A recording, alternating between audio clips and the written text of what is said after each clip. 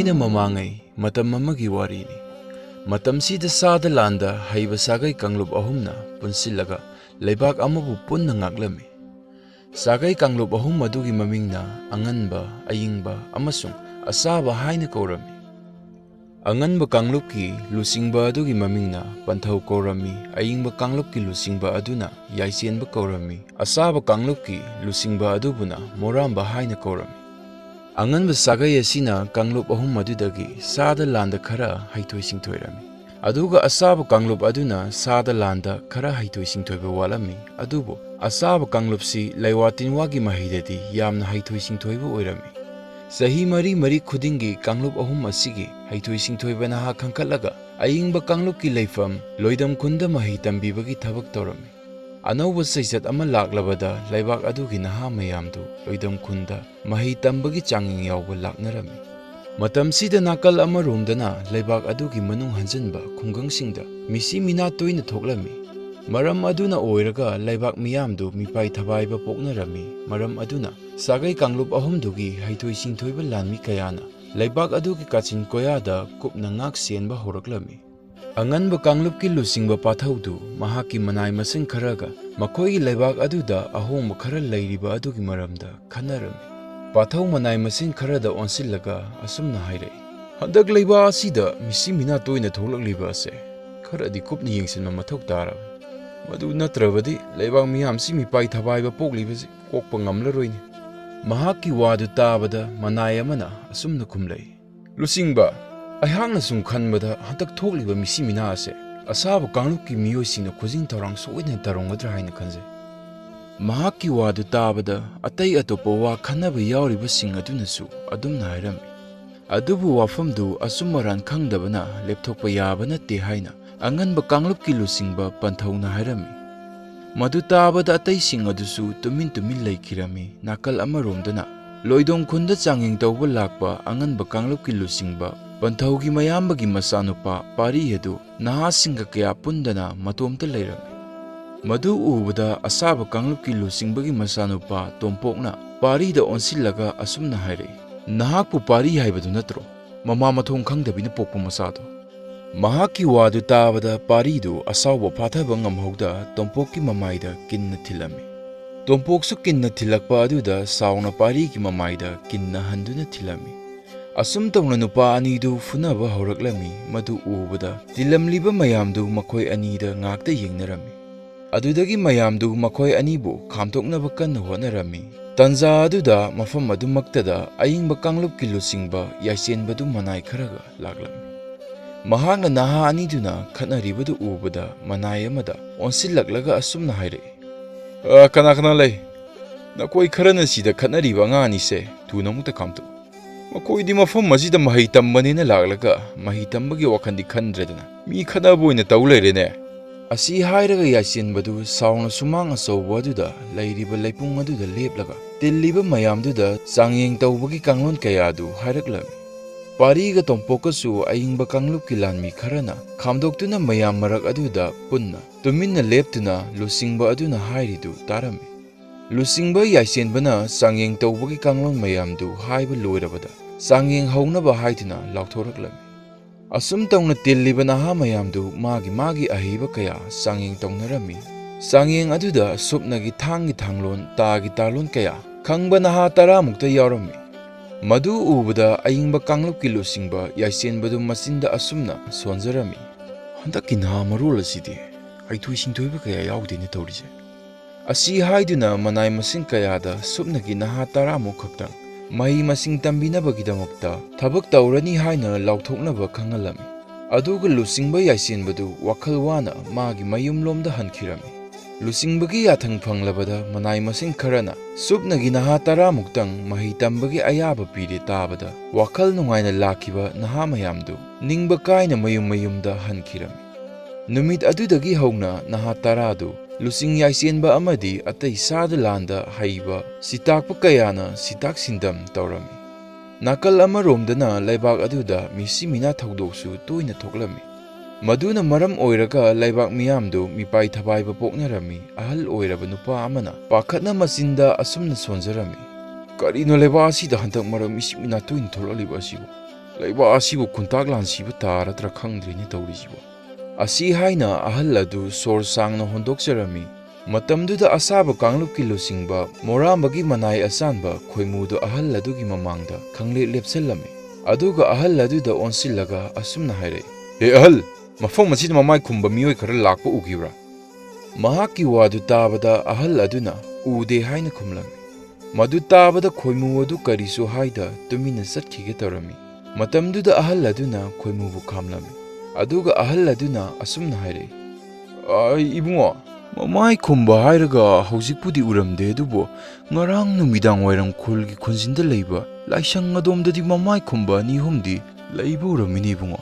Ahal aduna hairiba wadu tabada khoimu ahal aduda yamna nungaijare hairamlaga yam thuna ahal aduna hairiba adomda chatkhiram. Khoimu khol adugi khunjinda leiriba laisang adugi manak yorakpada akoiba aduda koilei leiduna yenglami. Matam aduda kanagumba amana mahaki tungdagi thangna thindagi tawraklami. Madugi samin fangmada khoimu khonglei thuna leithoklami. Aduga mamai khumliba nupa aduga sainarami. Nupa anidu ngaihak sainaraba matungda mamai khumba aduna khoimugi pambomda thangna singlami. Khoimu thangna sokpa adugi sainana makutta sokpadu haifet yenglami. Madugi khudongchaba lauraga mamai khumba adu mafam thadokduna chatkirami. Khoimusu mamai khumba aduna senkhiba aduda tanarami adubo tanabada fanglamde tanaba fangdaba aduda khoimu sauna masinda asumna sonjai. Khajiktada nanthokida. Asi haiduna khoimu upai leita mayumlomda hankirami. Nakal amaromdana loidam khunda mahi tambanena leiriba pariga tompokadu unaba sungya yaramde. Hek unabaga hui haudongdongna hekta chiknarami. Makoi ani khamdoknaba hotnabada atopa nahasingdu awaba haidu oirami. Makoi mayam maraktagi naha amana asumna haire. As mayam pariga tongpoka khatnaba khamnaba hotnabada awaba haidu oirade tawrisi. Nateba makoi anijibu nongmuda khatnahogdabada leiba hinadabra khangdine. Asi haiduna makoi mayamdu makoi anigi maramda wari sanarami. Nakal amaromdana anganba kanglupki lusingba panthauna manai kharada lona mihat mipun tawriba adugi maramda thigatnaba hairami. Lusing panthaugi yathang fanglabada manai masin kharadu masak lolaga mihat mipun toina tawribadu kana kanano haiduna thigatpa horaklami. Nakal amaromdana asaba kanglupki lusingbagi manaw nupa atomba nongdrena aronba lanmi kaya semgatlaga leba ahum adugi lusingba adugi mathakta landanaba silami. Nongdren mahaki asanba manai aduda onsillaga asumna haire. Hai, achanba. Hantak aina silliba thaurangsi soiba yabaga nateko. Masibu hek mai paklabadi lusingba ahumna ngakliba lebakse aina ningthau oiraga hai humna pandori. Aduna masi amta sohenba yadeko. Asi haiduna manai asanba aduda mahakna silliba thaurang amata soidanaba hairami. Manai asanba adunasu soidanaba sinjage haina hairami. Asumna manai asanba adu aronba thabak thauram kayadu pangnaba taha thokirami. Nakal amaromdana loidam khunda mahi tamliba naha mayamdu makoina tamliba mahi mayamdu kayam hairage khangdoknaba changyeng ama tawrami. Changyeng aduda miyoi ani punsillaga kanglup amamam sarami. Matamduda pariga tompokadu punsillaga kanglup ama saba tarami. Tompok masadu hainadaba parida yenglaga Karino aibu masigi mai chanadaba nupasiga punba taraba toijibu hainaroidori aidi asengba. Asi haiduna makoi mayamdu makoi anigi maramda wari sanarami. Mahaki wadu tabada parisu hainadaba asumna kumlai. Ibo aini hen hainagidre nangji upai leitabagini. Asi haiduna changyengdugi saruk ama oina umangda sa tanba satpa tarami. Pariga tompokadu amana amada asomda satsi haiduna yenaduna leirami. Makoi anina asum yetnaringaida masung mamanaba mayamdudi magi sa amamam paduna puraga laknarami. Madu ubada tompokna parida onsillaga asumna haire. Yare nangju nangna pamba maikaida chatsagro yare. Aisu aina pamba maikaida khalga chatsagrage. Mahaki wadu tabada parisu sauna asumna kumlai. Adunabu hena pharena. Nangju nangna apamba maikaiduda khalga chatsagro aisu aina faiganba maikaiduda dum chatsagrage. Asi haiduna makoi anidu mana thokpa chatnarami. Umangi maya yoksilakpa matamda tompoktu saji ama laptakna urami. Madu ubada mahaki pokningda asumna khalami. ꯑꯩꯗꯤ ꯎꯆꯤꯟ ꯅꯥꯆꯤꯟꯅ ꯁꯖꯤ ꯑꯃꯗꯤ ꯐꯥꯗꯧꯔꯦꯍꯦ꯫ ꯑꯁꯤ ꯈꯟꯅ ꯇꯣꯝꯄꯣꯛ ꯁꯖꯤ ꯑꯗꯨꯗ ꯃꯨꯟꯅ ꯌꯦꯡꯂꯒ ꯇꯦꯟꯖꯩ ꯑꯃ ꯀꯥꯞꯊꯔꯝꯃꯤ꯫ ꯂꯥꯏꯕꯛ ꯐꯕꯗꯒꯤ ꯇꯦꯟꯖꯩ ꯑꯗꯨ ꯁꯖꯤ ꯑꯗꯨꯒꯤ ꯃꯈꯣꯡꯗ ꯄꯥꯟꯈꯤꯔꯝꯃꯤ꯫ ꯑꯗꯨꯕꯨ ꯁꯖꯤ ꯑꯗꯨ ꯃꯐꯝ ꯑꯗꯨ ꯊꯥꯗꯣꯛꯇꯨꯅ ꯆꯦꯟꯈꯤꯔꯝꯃꯤ꯫ ꯃꯗꯨ ꯎꯕꯗ ꯇꯣꯝꯄꯣꯛꯇꯨ ꯁꯖꯤ ꯑꯗꯨꯒꯤ ꯇꯨꯡꯗ ꯇꯥꯟꯅꯈꯤꯔꯝꯃꯤ꯫ ꯅꯥꯀꯜ ꯑꯃꯔꯣꯝꯗꯅ ꯄꯥꯔꯤ ꯑꯗꯨ ꯎꯃꯪ ꯑꯗꯨꯗ ꯀꯣꯏꯅ ꯆꯠꯂꯕꯁꯨ ꯁꯥ ꯑꯃꯠꯇ ꯊꯦꯡꯅꯕ ꯀꯧꯕ ꯂꯩꯔꯝꯗꯦ꯫ ꯃꯇꯧꯗꯨꯗ ꯃꯊꯟꯇ ꯃꯆꯤꯟꯗ ꯑꯁꯨꯝꯅ ꯁꯣꯟꯖꯩ, ꯀꯔꯤꯅꯣ ꯉꯁꯥꯏ ꯃꯌꯥꯝꯅ ꯐꯥꯅꯔꯛꯂꯤꯕ ꯁꯥ ꯃꯌꯥꯝꯗꯨꯅ ꯀꯗꯥꯏꯗꯒꯤ ꯀꯃꯥꯏ ꯇꯧꯔ ꯐꯥꯅꯔꯛꯂꯤꯕꯖꯥꯠꯅꯣ? ꯉꯁꯥꯏꯗꯒꯤ ꯑꯩꯅ ꯎꯃꯪ ꯑꯁꯤꯗ ꯀꯣꯏꯅ ꯆꯠꯂꯛꯄꯁꯤꯕꯨ ꯁꯥ ꯑꯃꯠꯇ ꯍꯦꯛ ꯊꯦꯡꯅꯗꯕꯁꯤꯅ ꯀꯃꯥꯏ ꯇꯧꯕꯖꯥꯠꯅꯣ? ꯑꯁꯤ ꯍꯥꯏꯗꯨꯅ ꯄꯥꯔꯤꯗꯨ ꯎꯃꯪꯗꯨꯒꯤ ꯑꯀꯣꯏꯕꯗ ꯀꯣꯏꯅ ꯆꯠꯂꯝꯃꯤ꯫ ꯑꯁꯣꯝꯗꯅ ꯇꯣꯝꯄꯣꯛꯇꯨ ꯁꯖꯤꯗꯨꯒꯤ ꯇꯨꯡꯗ ꯇꯥꯟꯅꯔꯛꯄꯗꯨꯗ ꯈꯪꯍꯧꯗꯅ ꯃꯊꯛꯇ ꯅꯥꯄꯤꯅ ꯅꯤꯡꯊꯤꯅ ꯀꯨꯞꯂꯒ ꯂꯩꯕ ꯀꯣꯝ ꯑꯃꯗ ꯇꯥꯁꯤꯜꯂꯝꯃꯤ꯫ ꯇꯣꯝꯄꯣꯛ ꯀꯣꯝ ꯑꯗꯨꯗ ꯇꯥꯁꯤꯟꯕ ꯑꯗꯨꯗ ꯃꯁꯥ ꯈꯪꯄ꯭ꯔꯦꯛ ꯈꯪꯂꯝꯃꯤ꯫ ꯀꯣꯝ ꯃꯅꯨꯡ ꯑꯗꯨꯗ ꯇꯨꯁꯤꯜꯂꯤꯕꯗꯨ ꯍꯧꯒꯠꯂꯒ ꯀꯣꯝ ꯑꯗꯨꯗꯒꯤ ꯀꯥꯈꯠꯅꯕ ꯍꯣꯠꯅꯔꯝꯃꯤ꯫ ꯑꯗꯨꯕꯨ ꯀꯣꯝ ꯑꯗꯨ ꯋꯥꯡꯕꯅ ꯀꯥꯈꯠꯄ ꯉꯝꯂꯝꯗꯦ꯫ ꯇꯣꯝꯄꯣꯛ ꯎꯄꯥꯏ ꯂꯩꯇꯦ ꯀꯣꯝ ꯃꯅꯨꯡꯗꯒꯤ ꯃꯤ ꯇꯥꯅꯕ ꯀꯣꯏꯂꯥꯎ ꯂꯥꯎꯔꯝꯃꯤ꯫ ꯑꯗꯨꯕꯨ ꯃꯍꯥꯛꯅ ꯂꯥꯎꯔꯤꯕ ꯑꯗꯨ ꯀꯅꯥꯁꯨ ꯂꯩꯇꯕꯅ ꯀꯅꯥꯁꯨ ꯈꯨꯝꯂꯛꯂꯝꯗꯦ꯫ ꯅꯥꯀꯜ ꯑꯃꯔꯣꯝꯗꯅ ꯄꯥꯔꯤ ꯑꯁꯨꯝ ꯂꯥꯛꯄꯅ ꯂꯥꯞꯇꯛꯅ ꯀꯅꯥꯒꯨꯝꯕ ꯑꯃꯅ ꯂꯥꯎꯕꯒꯤ ꯈꯣꯟꯖꯦꯜ ꯇꯥꯔꯛꯂꯝꯃꯤ꯫ ꯃꯗꯨ ꯇꯥꯕꯗ ꯄꯥꯔꯤꯗꯨ ꯃꯄꯨꯛꯅꯤꯡꯗ ꯑꯁꯨꯝꯅ ꯈꯜꯂꯝꯃꯤ, ꯀꯅꯥꯅꯣ ꯎꯃꯪ ꯑꯁꯤꯗꯕꯨ ꯀꯣꯏꯂꯥꯎ ꯂꯥꯎꯗꯨꯅ ꯂꯩꯔꯤꯕꯁꯤꯕꯨ?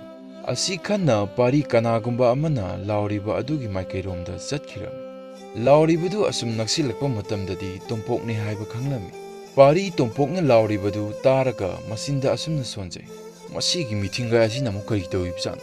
ꯑꯁꯤ ꯍꯥꯏꯗꯨꯅ ꯇꯣꯝꯄꯣꯛꯀꯤ ꯃꯅꯥꯛꯇ ꯇꯝꯅ ꯆꯪꯁꯤꯜꯂꯛꯂꯝꯃꯤ꯫ ꯃꯇꯝꯗꯨꯗ ꯇꯣꯝꯄꯣꯛꯇꯨ ꯀꯣꯝꯖꯥꯎ ꯑꯃꯗ ꯇꯥꯁꯤꯟꯗꯨꯅ ꯂꯩꯕꯗꯨ ꯊꯦꯡꯅꯔꯝꯃꯤ꯫ ꯃꯗꯨ ꯎꯕꯗ ꯄꯥꯔꯤꯅ ꯃꯊꯛꯇꯒꯤ ꯂꯦꯞꯂꯒ ꯇꯣꯝꯄꯣꯛꯇ ꯑꯣꯟꯁꯤꯜꯂꯒ ꯑꯁꯨꯝꯅ ꯍꯥꯏꯔꯛꯏ, ꯏꯕꯣ ꯅꯪ ꯑꯃ ꯈꯨꯗꯤ ꯊꯤꯅꯤꯡꯉꯥꯏ ꯂꯩ ꯂꯩꯇꯕꯗꯨ ꯃꯗꯨ ꯅꯪ ꯀꯩꯗꯧꯔꯝꯃꯤꯅꯣꯕ? ꯑꯁꯤ ꯍꯥꯏꯗꯨꯅ ꯄꯥꯔꯤꯗꯨ ꯀꯣꯝ ꯃꯄꯥꯟꯗ ꯐꯝꯂꯒ ꯇꯣꯝꯄꯣꯛꯇ ꯅꯣꯛꯁꯤꯜꯂꯝꯃꯤ꯫ ꯇꯣꯝꯄꯣꯛꯇꯨ ꯃꯥꯒꯤ ꯃꯑꯣꯡꯗꯨ ꯎꯕꯗ ꯁꯥꯎꯅꯤꯡꯕꯅꯗꯤ ꯂꯣꯏꯔꯕꯅꯤ꯫ ꯑꯗꯨꯕꯨ ꯑꯁꯥꯎꯕ ꯐꯥꯖꯤꯜꯂꯒ ꯃꯍꯥꯛꯄꯨ ꯀꯣꯝ ꯑꯗꯨꯗꯒꯤ ꯂꯧꯈꯠꯅꯕ ꯎꯄꯥꯏ ꯑꯃꯇꯪ ꯌꯦꯡꯂꯛꯎ ꯍꯥꯏꯔꯝꯃꯤ꯫ ꯃꯗꯨ ꯇꯥꯔꯒ ꯄꯥꯔꯤ ꯑꯗꯨ ꯍꯦꯟꯅ ꯅꯣꯛꯁꯜꯂꯝꯃꯤ꯫ ꯑꯗꯨꯒ ꯑꯁꯨꯝꯅ ꯍꯥꯏꯔꯛꯏ, ꯅꯍꯥꯛꯄꯨ ꯑꯩ ꯎꯕ ꯈꯨꯗꯤꯡꯒꯤ ꯈꯠꯅꯕ ꯍꯧꯗꯥꯏꯅꯦ? ꯑꯗꯨꯕꯨ ꯉꯁꯤꯗꯤ ꯎꯄꯥꯏ ꯂꯩꯇ꯭ꯔꯕꯅꯤꯅ ꯑꯩꯉꯣꯟꯗ ꯍꯥꯏꯖꯕ ꯇꯥꯔꯦꯅꯦꯀꯣ? ꯑꯁꯤ ꯍꯥꯏꯗꯨꯅ ꯄꯥꯔꯤꯗꯨ ꯑꯀꯣꯏꯕ ꯑꯗꯨꯗ ꯀꯣꯏꯂꯩ ꯂꯩꯗꯨꯅ ꯌꯦꯡꯂꯝꯃꯤ꯫ ꯃꯇꯝꯗꯨꯗ ꯂꯥꯞꯇꯛꯅ ꯆꯩꯁꯥꯡ ꯑꯃ ꯇꯥꯔꯤꯗꯨ ꯎꯔꯝꯃꯤ꯫ ꯃꯗꯨ ꯎꯕꯗ ꯄꯥꯔꯤꯗꯨ ꯆꯩꯁꯥꯡꯗꯨ ꯈꯨꯜꯂꯝꯃꯤ ꯑꯗꯨꯒ ꯇꯣꯝꯄꯣꯛꯅ ꯂꯩꯔꯤꯕ ꯑꯗꯨꯗ ꯊꯤꯟꯗꯔꯝꯃꯤ꯫ ꯇꯣꯝꯄꯣꯛꯁꯨ ꯀꯣꯝꯖꯥꯎꯗꯨꯗꯒꯤ ꯆꯩꯁꯥꯡꯗꯨ ꯐꯪꯅꯅꯕ ꯂꯥꯝꯂꯛꯂꯝꯃꯤ꯫ ꯑꯗꯨꯕꯨ ꯈꯔ ꯈꯖꯤꯛ ꯋꯥꯠꯄꯅ ꯂꯥꯝꯕ ꯐꯪꯂꯝꯗꯦ꯫ ꯃꯗꯨꯗ ꯇꯣꯝꯄꯣꯛꯇꯨ ꯑꯁꯨꯝꯅ ꯂꯥꯎꯔꯛꯂꯝꯃꯤ, ꯑꯣ ꯈꯤꯇꯪꯒ ꯊꯤꯟꯗꯔꯛꯈꯨꯋꯣ, ꯂꯥꯝꯕ ꯐꯪꯗꯦ꯫ ꯃꯗꯨ ꯇꯥꯕꯗ ꯄꯥꯔꯤꯗꯨ ꯆꯩꯁꯥꯡꯗꯨ ꯈꯔꯒ ꯑꯃꯨꯛ ꯍꯦꯟꯅ ꯊꯤꯟꯗꯔꯝꯃꯤ꯫ ꯍꯟꯗꯛꯃꯨꯛꯇꯤ ꯇꯣꯝꯄꯣꯛ ꯑꯗꯨ ꯆꯩꯁꯥꯡꯗꯨ ꯂꯥꯝꯕ ꯐꯪꯗꯨꯅ ꯆꯩꯁꯥꯡꯗꯨ ꯄꯥꯏꯔꯒ ꯀꯣꯝꯗꯨꯗꯒꯤ ꯀꯥꯈꯠꯂꯛꯂꯝꯃꯤ꯫ ꯀꯣꯝꯗꯨꯒꯤ ꯃꯊꯛ ꯌꯧꯔꯛꯄ ꯃꯇꯝꯗ ꯇꯣꯝꯄꯣꯛ ꯃꯆꯥꯗꯨ ꯁꯣꯔ ꯁꯥꯡꯅ ꯍꯣꯟꯗꯣꯛꯂꯒ ꯃꯐꯤ ꯃꯔꯣꯜꯗꯨ ꯀꯟꯊꯣꯛꯂꯝꯃꯤ꯫ ꯃꯗꯨ ꯎꯕꯗ ꯄꯥꯔꯤꯅ ꯃꯉꯣꯟꯗ ꯑꯣꯟꯁꯤꯜꯂꯒ ꯑꯁꯨꯝꯅ ꯍꯥꯏꯔꯛꯏ, ꯏꯕꯣ ꯅꯪ ꯑꯃ ꯉꯁꯤ ꯑꯩ ꯊꯦꯡꯅꯔꯝꯗ꯭ꯔꯗꯤ ꯅꯪ ꯀꯣꯝ ꯃꯅꯨꯡꯁꯤꯗ ꯑꯗꯨꯝ ꯂꯦꯟꯒꯅꯤꯗꯣ? ꯃꯗꯨ ꯇꯥꯕꯗ ꯇꯣꯝꯄꯣꯛꯁꯨ ꯅꯣꯛꯂꯒ ꯑꯁꯨꯝꯅ ꯈꯨꯝꯂꯛꯏ, ꯑꯗꯨꯕꯨꯗꯤ ꯉꯁꯤ ꯅꯪꯅ ꯑꯩꯒꯤ ꯃꯇꯦꯡ ꯄꯥꯡꯂꯤꯕꯁꯦ ꯃꯇꯨꯡ ꯅꯪꯒꯤ ꯑꯋꯥꯕ ꯇꯥꯔꯀꯥꯟꯗ ꯑꯩꯅ ꯁꯣꯏꯗꯅ ꯄꯥꯡꯒꯅꯤꯗ꯫ ꯃꯍꯥꯛꯀꯤ ꯋꯥꯗꯨ ꯇꯥꯕꯗ ꯄꯥꯔꯤ ꯃꯆꯤꯟ ꯈꯖꯤꯛ ꯆꯤꯡꯂꯒ ꯅꯣꯛꯂꯝꯃꯤ꯫ ꯑꯗꯨꯒ ꯑꯁꯨꯝꯅ ꯍꯥꯏꯔꯛꯏ, ꯌꯥꯔꯦ ꯏꯕꯣ, ꯃꯇꯦꯡ ꯑꯝꯇ ꯄꯥꯡꯕꯤꯔꯅꯨ, ꯑꯗꯨꯏ ꯁꯔꯨꯛꯅꯦ ꯑꯩꯒꯤ ꯅꯥꯛꯇꯒꯤ ꯂꯥꯞꯅ ꯂꯩꯕꯤꯈ꯭ꯔꯣ ꯍꯥꯏꯁꯤꯅꯤ꯫ ꯑꯁꯤ ꯍꯥꯏꯔꯝꯂꯒ ꯄꯥꯔꯤꯗꯨ ꯒꯝ ꯊꯥꯡꯂꯒ ꯆꯠꯈꯤꯔꯝꯃꯤ꯫ ꯇꯣꯝꯄꯣꯛꯁꯨ ꯅꯣꯛꯀꯤ ꯇꯧꯗꯨꯅ ꯃꯥꯒꯤ ꯃꯇꯨꯡ ꯏꯟꯅꯔꯛꯂꯝꯃꯤ꯫ ꯑꯁꯨꯝ ꯇꯧꯅ ꯅꯨꯃꯤꯠ ꯑꯗꯨꯗꯒꯤ ꯃꯈꯣꯏ ꯑꯅꯤꯗꯨ ꯌꯥꯝꯅ ꯅꯛꯅ ꯂꯣꯏꯅꯕ ꯍꯧꯔꯛꯂꯝꯃꯤ꯫ ꯅꯥꯀꯜ ꯑꯃꯔꯣꯝꯗꯅ ꯑꯆꯥꯕ ꯀꯥꯡꯂꯨꯞꯀꯤ ꯂꯨꯆꯤꯡꯕꯒꯤ ꯃꯅꯥꯎ ꯏꯕꯨꯡꯉꯣ ꯅꯣꯡꯗ꯭ꯔꯦꯟꯗꯨ ꯃꯥꯒꯤ ꯂꯥꯟꯃꯤ ꯈꯔꯒ ꯂꯣꯏꯅꯅ ꯈꯨꯜ ꯑꯃꯗ ꯂꯥꯛꯂꯒ ꯑꯍꯜ ꯑꯃ ꯀꯟꯅ ꯊꯤꯔꯝꯃꯤ꯫ ꯑꯍꯜ ꯑꯗꯨ ꯐꯪꯕ ꯀꯧꯕ ꯂꯩꯇꯕ ꯑꯗꯨꯗ ꯃꯅꯥꯏ ꯑꯆꯥꯟꯕ ꯑꯗꯨꯅ ꯑꯁꯨꯝꯅ ꯍꯥꯏꯔꯛꯏ, ꯑꯉꯝꯕ, ꯑꯩꯈꯣꯏꯅ ꯊꯤꯔꯤꯕ ꯑꯍꯜꯁꯤꯗꯤ ꯈꯨꯜ ꯑꯁꯤꯗ ꯂꯩꯔꯝꯗꯧ ꯃꯥꯟꯗ꯭ꯔꯦꯗ꯫ ꯃꯗꯨ ꯇꯥꯕꯗ ꯅꯣꯡꯗ꯭ꯔꯦꯟꯅ ꯍꯥꯏꯐꯦꯠ ꯁꯥꯎꯅ ꯃꯥꯒꯤ ꯃꯅꯥꯏ ꯑꯆꯥꯟꯕ ꯑꯗꯨꯗ ꯌꯦꯡꯂꯒ ꯑꯁꯨꯝꯅ ꯈꯨꯝꯂꯛꯏ, ꯑꯆꯥꯟꯕ, ꯑꯩꯅ ꯃꯐꯝ ꯑꯁꯤꯗ ꯂꯥꯛꯂꯤꯕꯁꯦ ꯁꯣꯏꯗ꯭ꯔꯦ ꯈꯪꯂꯒꯅꯤꯅꯦ꯫ ꯅꯈꯣꯏ ꯀꯅꯥꯝꯇꯅ ꯃꯗꯨꯒꯤ ꯑꯍꯜ ꯑꯗꯣ ꯅꯥꯟꯊꯣꯛꯇꯨꯅ ꯆꯦꯜꯍꯟꯈꯤꯕ ꯌꯥꯕ ꯅꯠꯇꯦ꯫ ꯑꯁꯤ ꯍꯥꯏꯗꯨꯅ ꯈꯨꯜ ꯑꯗꯨꯕꯨ ꯎꯆꯦꯠ ꯋꯥꯆꯠꯄ ꯃꯈꯩ ꯂꯣꯡꯅ ꯇꯥꯕ ꯎꯅꯥꯅ ꯎꯞꯅ ꯇꯥ, ꯎꯞꯅ ꯇꯥꯕ ꯎꯅꯥꯅ ꯂꯣꯡꯅ ꯇꯥ ꯍꯥꯏꯗꯨ ꯍꯦꯛ ꯌꯧꯔꯝꯃꯤ꯫ ꯑꯗꯨ ꯐꯥꯎꯕ ꯑꯍꯜ ꯑꯗꯨꯗꯤ ꯐꯪꯕ ꯀꯧꯕꯗꯤ ꯂꯩꯔꯝꯗꯦ꯫ ꯃꯇꯧꯗꯨꯗ ꯅꯣꯡꯗ꯭ꯔꯦꯟꯗꯨ ꯃꯆꯤꯟꯗ ꯑꯁꯨꯝꯅ ꯁꯣꯟꯖꯩ, ꯑꯆꯆꯥ, ꯂꯥꯛꯆꯩꯗ, ꯀꯌꯥꯗ ꯊꯨꯅ ꯂꯣꯠꯈ꯭ꯔꯕꯅꯣ, ꯂꯥꯛꯑꯣ ꯉꯁꯤꯒꯤꯗꯤ ꯍꯜꯂꯁꯤ꯫ ꯑꯁꯤ ꯍꯥꯏꯗꯨꯅ ꯅꯣꯡꯊ꯭ꯔꯦꯟ ꯃꯅꯥꯏ ꯃꯆꯤꯟ ꯃꯌꯥꯝꯗꯨ ꯄꯨꯔꯒ ꯃꯌꯨꯝꯗ ꯍꯟꯈꯤꯔꯝꯃꯤ꯫ ꯑꯁꯣꯝꯗꯅ ꯑꯉꯟꯕ ꯀꯥꯡꯂꯨꯞꯀꯤ ꯂꯥꯟꯃꯤ ꯈꯔꯅ ꯅꯣꯡꯗ꯭ꯔꯦꯅ ꯊꯤꯔꯤꯕ ꯑꯍꯜ ꯑꯗꯨꯕꯨ ꯐꯥꯔꯒ ꯃꯈꯣꯏꯒꯤ ꯂꯨꯆꯤꯡꯕ ꯑꯗꯨꯒꯤ ꯃꯅꯥꯛꯇ ꯄꯨꯁꯤꯜꯂꯝꯃꯤ꯫ ꯑꯍꯜ ꯑꯗꯨ ꯎꯕꯗ ꯑꯉꯟꯕ ꯀꯥꯡꯂꯨꯞꯀꯤ ꯂꯨꯆꯤꯡꯕ ꯄꯟꯊꯧꯅ ꯃꯅꯥꯏꯁꯤꯡꯗ ꯑꯣꯟꯁꯤꯜꯂꯒ ꯑꯁꯨꯝꯅ ꯍꯥꯏꯔꯛꯏ꯫ ꯍꯥꯏ ꯀꯔꯤꯒꯤꯅꯣꯅꯦꯍꯦ? ꯀꯔꯤꯅꯣ ꯅꯈꯣꯏꯅ ꯑꯁꯨꯛ ꯑꯍꯜ ꯑꯣꯏꯔꯕ ꯑꯁꯤꯕꯨ ꯐꯥꯗꯨꯅ ꯄꯨꯔꯛꯂꯤꯕꯁꯤꯕꯣ? ꯃꯍꯥꯛꯀꯤ ꯋꯥꯗꯨ ꯇꯥꯕꯗ ꯃꯅꯥꯏ ꯑꯃꯅ ꯑꯁꯨꯝꯅ ꯈꯨꯝꯂꯛꯏ꯫ ꯑꯉꯝꯕ, ꯃꯁꯤꯒꯤ ꯑꯍꯜ ꯑꯁꯦ ꯑꯆꯝꯕ ꯑꯍꯜ ꯅꯠꯇꯦ꯫ ꯍꯧꯖꯤꯛ ꯃꯤꯁꯤ ꯃꯤꯅꯥ ꯇꯣꯏꯅ ꯊꯣꯛꯂꯤꯕꯁꯦ ꯃꯍꯥꯛꯀꯤ ꯈꯨꯠ ꯌꯥꯎꯔꯕꯅꯤ꯫ ꯃꯅꯥꯏ ꯑꯗꯨꯒꯤ ꯋꯥꯗꯨ ꯇꯥꯕꯗ ꯑꯉꯟꯕ ꯀꯥꯡꯂꯨꯞꯀꯤ ꯂꯨꯆꯤꯡꯕ ꯄꯟꯊꯧ ꯑꯗꯨꯅ ꯑꯍꯜ ꯑꯗꯨꯗ ꯑꯣꯟꯁꯤꯜꯂꯒ ꯑꯁꯨꯝꯅ ꯍꯥꯏꯔꯛꯏ꯫ ꯍꯥꯏ ꯑꯍꯜ, ꯅꯍꯥꯛ ꯃꯈꯣꯏꯅ ꯍꯥꯏꯔꯤꯕꯁꯤ ꯑꯆꯨꯝꯕꯔꯥ? ꯍꯧꯖꯤꯛ ꯃꯤꯁꯤ ꯃꯤꯅꯥ ꯇꯣꯏꯅ ꯊꯣꯛꯂꯤꯕꯁꯤ ꯅꯍꯥꯛꯅ ꯀꯔꯤ ꯀꯔꯤ ꯇꯧꯔꯤ ꯍꯥ? ꯃꯍꯥꯛꯀꯤ ꯋꯥꯗꯨ ꯇꯥꯕꯗ ꯑꯍꯜ ꯑꯗꯨꯅ ꯈꯨꯔꯨ ꯈꯨꯗꯛ ꯀꯨꯜꯂꯒ ꯑꯁꯨꯝꯅ ꯍꯥꯏꯔꯛꯏ꯫ ꯂꯨꯆꯤꯡꯕ ꯅꯅꯥꯏ ꯑꯩꯗꯤ ꯀꯔꯤꯁꯨ ꯈꯪꯖꯗꯕꯅꯤ꯫ ꯅꯅꯥꯏ ꯑꯩꯗꯤ ꯏꯁꯨ ꯏꯆꯥ ꯃꯌꯥꯝꯒ ꯅꯣꯡꯃꯒꯤ ꯄꯪꯍꯤꯡ ꯍꯤꯡꯖꯕ ꯑꯍꯜꯅꯤ꯫ ꯅꯅꯥꯏ ꯑꯩꯅꯕꯨ ꯍꯧꯖꯤꯛ ꯃꯤꯍꯥꯠ ꯃꯤꯄꯨꯟ ꯇꯧꯕ ꯉꯝꯕ ꯃꯇꯝ ꯅꯠꯆꯗꯦ꯫ ꯑꯍꯜ ꯑꯗꯨꯒꯤ ꯋꯥꯗꯨ ꯇꯥꯕꯗ ꯂꯨꯆꯤꯡꯕ ꯄꯟꯊꯧꯅ ꯑꯍꯜ ꯑꯁꯤꯅꯕꯨ ꯃꯗꯨ ꯇꯧꯕ ꯉꯝꯕ ꯑꯣꯏꯔꯝꯂꯣꯏꯗ ꯍꯥꯏꯅ ꯍꯥꯏꯔꯝꯃꯤ꯫ ꯃꯗꯨ ꯇꯥꯕꯗ ꯃꯅꯥꯏ ꯑꯃꯅ ꯑꯁꯨꯝꯅ ꯍꯥꯏꯔꯛꯏ꯫ ꯂꯨꯆꯤꯡꯕ ꯃꯍꯥꯛꯅ ꯃꯤꯍꯥꯠꯄ ꯃꯌꯥꯝꯗꯨꯒꯤ ꯄꯥꯎ ꯄꯨꯊꯣꯛ ꯄꯨꯁꯤꯟ ꯇꯧꯕꯅꯤ꯫ ꯃꯗꯨ ꯇꯥꯕꯗ ꯑꯉꯟꯕ ꯀꯥꯡꯂꯨꯞꯀꯤ ꯂꯨꯆꯤꯡꯕ ꯄꯟꯊꯧꯅ ꯃꯅꯥꯏ ꯃꯁꯦꯜ ꯀꯌꯥꯗ ꯑꯍꯜ ꯑꯗꯨ ꯐꯥꯖꯤꯜꯂꯨ ꯑꯗꯨꯒ ꯋꯥꯍꯪ ꯄꯥꯎꯍꯪ ꯇꯧ ꯍꯥꯏꯅ ꯍꯥꯏꯔꯝꯃꯤ꯫ ꯃꯗꯨ ꯇꯥꯕꯗ ꯃꯅꯥꯏ ꯃꯁꯦꯜ ꯈꯔꯗꯨꯅ ꯑꯍꯜ ꯑꯗꯨꯕు ꯀꯩꯁꯨꯝꯁꯪꯗ ꯊꯝꯖꯤꯜꯂꯝꯃꯤ꯫ ꯑꯁꯨꯝ ꯇꯧꯅ ꯑꯉꯟꯕ ꯀꯥꯡꯂꯨꯞꯀꯤ ꯂꯥꯟꯃꯤꯁꯤꯡꯅ ꯑꯍꯜ ꯑꯗꯨꯗ ꯋꯥꯍꯪ ꯄꯥꯎꯍꯪ ꯆꯠꯊꯔꯝꯃꯤ꯫ ꯑꯍꯥꯟꯕꯗꯗꯤ ꯑꯍꯜ ꯑꯗꯨ ꯀꯔꯤꯁꯨ ꯍꯥꯏꯌꯨ ꯍꯥꯏꯅ ꯌꯥꯔꯝꯗꯦ, ꯑꯗꯨꯕꯨ ꯃꯍꯥꯛꯀꯤ ꯃꯌꯨꯝꯗ ꯂꯩꯍꯧꯔꯤꯕ ꯃꯁꯨ ꯃꯆꯥ ꯃꯌꯥꯝꯗꯨ ꯍꯥꯠꯀꯅꯤ ꯍꯥꯏꯕ ꯇꯥꯕꯗꯒꯤ ꯑꯍꯜ ꯑꯗꯨꯅ ꯃꯤꯍꯥꯠ ꯃꯤꯄꯨꯟ ꯇꯧꯔꯤꯕꯗꯨ ꯅꯣꯡꯗ꯭ꯔꯦꯟꯒꯤ ꯑꯔꯣꯟꯕ ꯂꯥꯟꯃꯤꯁꯤꯡꯅ ꯇꯧꯕꯅꯤ ꯍꯥꯏꯔꯛꯂꯝꯃꯤ꯫ ꯃꯗꯨ ꯇꯥꯕꯗ ꯂꯥꯟꯃꯤꯁꯤꯡꯗꯨ ꯄꯥꯎꯗꯨ ꯃꯈꯣꯏꯒꯤ ꯂꯨꯆꯤꯡꯕꯗ ꯊꯨꯅ ꯇꯝꯂꯨꯔꯦ꯫ ꯑꯉꯟꯕ ꯀꯥꯡꯂꯨꯞꯀꯤ ꯂꯨꯆꯤꯡꯕ ꯄꯟꯊꯧꯅ ꯃꯆꯤꯟꯗ ꯑꯁꯨꯝꯅ ꯁꯣꯟꯖꯩ꯫ ꯑꯗꯨ ꯑꯣꯏꯔꯕꯗꯤ ꯍꯧꯖꯤꯛ ꯂꯨꯆꯤꯡꯕ ꯑꯅꯤꯁꯨ ꯀꯧꯗꯨꯅ ꯋꯥ ꯇꯥꯅꯕ ꯇꯥꯕꯅꯤ꯫ ꯑꯁꯤ ꯍꯥꯏꯗꯨꯅ ꯄꯟꯊꯧꯅ ꯃꯅꯥꯏ ꯃꯁꯦꯜꯁꯤꯡꯗ ꯑꯇꯣꯞꯄ ꯀꯥꯡꯂꯨꯞ ꯑꯅꯤꯒꯤ ꯂꯨꯆꯤꯡꯕ ꯑꯅꯤꯁꯨ ꯄꯥꯎ ꯄꯤꯗꯨꯅ ꯀꯧꯈꯤꯅꯕ ꯍꯥꯏꯔꯝꯃꯤ꯫ ꯃꯅꯥꯏꯁꯤꯡꯗꯨꯁꯨ ꯂꯨꯆꯤꯡꯕꯒꯤ ꯌꯥꯊꯪ ꯐꯪꯂꯕꯗ ꯀꯥꯡꯂꯨꯞ ꯑꯅꯤꯒꯤ ꯂꯨꯆꯤꯡꯕ ꯑꯅꯤꯗꯨ ꯀꯧꯕ ꯆꯦꯟꯈꯤꯔꯝꯃꯤ꯫ ꯅꯥꯀꯜ ꯑꯃꯔꯣꯝꯗꯅ ꯑꯆꯥꯕ ꯀꯥꯡꯂꯨꯞꯀꯤ ꯂꯨꯆꯤꯡꯕ ꯃꯣꯔꯥꯝꯕꯗꯨ ꯃꯥꯒꯤ ꯀꯥꯗ ꯋꯥꯈꯜ ꯋꯥꯅ ꯃꯅꯥꯎꯅ ꯇꯧꯔꯤꯕꯗꯨ ꯑꯇꯣꯞꯄꯅ ꯈꯪꯂꯛꯂꯒꯗꯤ ꯈꯟꯅ ꯍꯪꯒꯠ ꯍꯟꯗꯥ ꯆꯠꯇꯨꯅ ꯂꯩꯔꯝꯃꯤ꯫ ꯃꯇꯝꯗꯨꯗ ꯑꯉꯟꯕ ꯀꯥꯡꯂꯨꯞꯀꯤ ꯂꯥꯟꯃꯤ ꯑꯃ ꯂꯥꯛꯇꯨꯅ ꯈꯨꯗꯛꯇ ꯑꯉꯟꯕ ꯀꯥꯡꯂꯨꯞꯀꯤ ꯄꯨꯅꯣꯍꯥꯃ ꯋꯥ ꯈꯟꯅꯗꯕ ꯌꯥꯗꯦ ꯍꯥꯏꯅ ꯄꯥꯎ ꯇꯝꯂꯝꯃꯤ꯫ ꯃꯗꯨ ꯇꯥꯕꯗ ꯑꯆꯥꯕ ꯀꯥꯡꯂꯨꯞꯀꯤ ꯂꯨꯆꯤꯡꯕ ꯃꯣꯔꯥꯝꯕꯗꯨ ꯃꯊꯟꯇ ꯃꯆꯤꯟꯗ ꯑꯁꯨꯝꯅ ꯁꯣꯟꯖꯩ꯫ ꯑꯁꯤꯅ ꯑꯃꯨꯛ ꯀꯔꯤ ꯍꯥꯏꯗꯣꯔꯤꯕꯖꯥꯠꯅꯣ? ꯁꯣꯝꯗꯅ ꯃꯔꯣꯟ ꯑꯃ ꯏꯅꯥꯎ ꯅꯨꯄꯥ ꯑꯁꯤꯅ ꯍꯥꯏꯅ ꯇꯥꯅ ꯌꯥꯗꯕꯅꯤ꯫ ꯑꯁꯤ ꯍꯥꯏꯗꯨꯅ ꯃꯣꯔꯥꯝꯕꯗꯨ ꯃꯁꯥꯗꯨ ꯏꯍꯩ ꯍꯩꯅꯗꯕ ꯑꯉꯟꯕ ꯀꯥꯡꯂꯨꯞꯀꯤ ꯄꯨꯟꯐꯝꯗ ꯈꯣꯡꯗ ꯏꯍꯨꯟ ꯇꯝꯂꯝꯃꯤ꯫ ꯂꯣꯏꯗꯝ ꯈꯨꯟꯗꯅ ꯄꯥꯔꯤꯒ ꯇꯣꯝꯄꯣꯛꯀꯗꯨ ꯁꯤꯟꯇꯥꯛꯄꯒꯤ ꯌꯥꯊꯪ ꯍꯤꯛꯇꯣꯛꯀꯦ ꯍꯥꯏꯗꯨꯅ ꯑꯇꯣꯞꯄ ꯈꯨꯜ ꯉꯥꯛꯅꯕ ꯊꯥꯔꯛꯂꯝꯃꯤ꯫ ꯃꯈꯣꯏ ꯑꯅꯤꯗꯨ ꯈꯨꯜꯗꯨ ꯍꯦꯛ ꯌꯧꯕꯒ ꯈꯨꯜꯗꯨꯒꯤ ꯑꯀꯣꯏꯕ ꯑꯗꯨ ꯀꯣꯏꯅ ꯆꯠꯇꯨꯅ ꯌꯦꯡꯊꯣꯛꯂꯝꯃꯤ꯫ ꯃꯇꯝꯗꯨꯗ ꯄꯥꯔꯤꯅ ꯇꯣꯝꯄꯣꯛꯇ ꯑꯣꯟꯁꯤꯜꯂꯒ ꯑꯁꯨꯝꯅ ꯍꯥꯏꯔꯛꯏ꯫ ꯁꯤꯟꯇꯛꯄꯅ ꯍꯥꯏꯗꯨ ꯏꯂꯝꯂꯗꯤ ꯁꯤꯗ ꯂꯥꯛꯂꯤꯁꯤ ꯂꯥꯛꯂꯝꯂꯣꯏꯗꯕꯅꯤ꯫ ꯑꯗꯨꯕꯨ ꯀꯗꯥꯏꯗꯒꯤ ꯑꯍꯩ ꯄꯥꯝ ꯄꯨꯟꯁꯤꯜꯂꯨꯗꯨꯅ ꯑꯩꯁꯨ ꯑꯋꯥꯐꯝꯗ ꯇꯥꯔꯦ ꯇꯧꯔꯤꯁꯦ꯫ ꯑꯁꯤ ꯍꯥꯏꯗꯨꯅ ꯄꯥꯔꯤꯗꯨ ꯇꯣꯝꯄꯣꯛꯇ ꯍꯥꯏꯐꯦꯠ ꯌꯦꯡꯂꯝꯂꯒ ꯃꯥꯡ ꯊꯥꯅ ꯆꯈꯠꯄ ꯍꯧꯔꯛꯂꯝꯃꯤ꯫ ꯇꯣꯝꯄꯣꯛꯁꯨ ꯑꯗꯨꯃꯉꯥꯏ ꯃꯇꯥꯎꯒꯤ ꯇꯨꯡꯗ ꯅꯣꯛꯐꯦꯠ ꯇꯧꯗꯨꯅ ꯑꯁꯨꯝꯅ ꯈꯨꯝꯂꯛꯏ꯫ ꯁꯤꯗ ꯂꯥꯛꯂꯤꯁꯤꯁꯨ ꯅꯨꯡꯉꯥꯏꯇ꯭ꯔꯣ?